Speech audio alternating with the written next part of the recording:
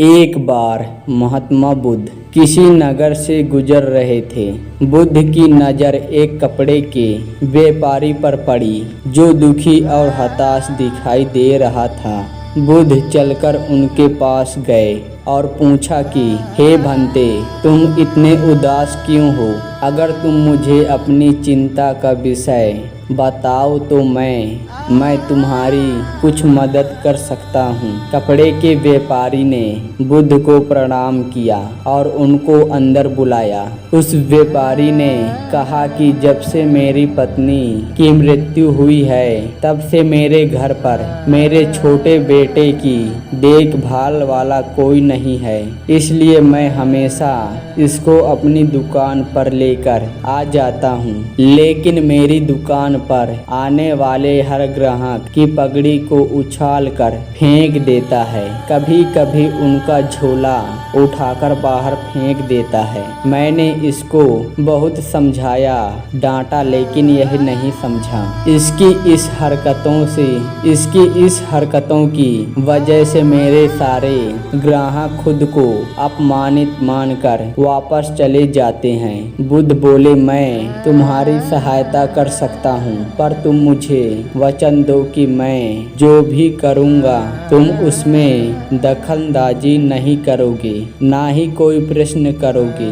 व्यापारी बुद्ध को वचन दे देता है। अगले दिन बुद्ध एक पगड़ी पहनकर आए और एक ग्राहक की भांति आकर बैठ गए। व्यापारी का बेटा आया और बुद्ध की पगड़ी को उछाल दिया। महात्मा बुद्ध मुस्कुराए और कहा, बहुत अच्छा, जाओ उस पगड़ी को वापस लेकर आओ। वह बच्चा दौड़कर गया और पगड़ी लेकर बुद्ध को दे दी।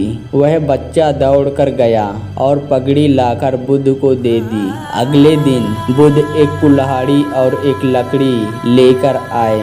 उस लड़के ने फिर से उस पगड़ी को उछाल दी।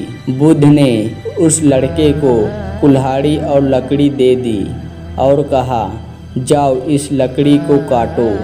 व्यापारी को थोड़ा सा डर लग रहा था, कहीं उसके लड़के को चोट नहीं आ जाए, लेकिन उसको अपना वचन याद था। 7 दिन तक महात्मा बुद्ध कोई न कोई नया काम लेकर आते और उस लड़के से करवाते।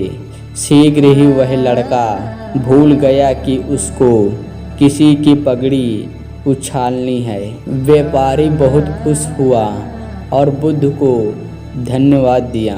मन वश में हो सकता है यदि मन को हम अपने अनुसार चलाएं। मन 2 तरीकों से, पहला, मन अपने हिसाब से काम कर सकता है, या दूसरा, मन को हम अपने हिसाब से काम करवा सकते हैं। बुद्ध से मिलने से पहले उस लड़के का मन और दिमाग अपने हिसाब नियंत्रित रूप से काम कर रहा था, लेकिन बुद्ध ने उस लड़के को अपने अनुसार काम करवाए, जिससे उसकी आदत ही बदल गई।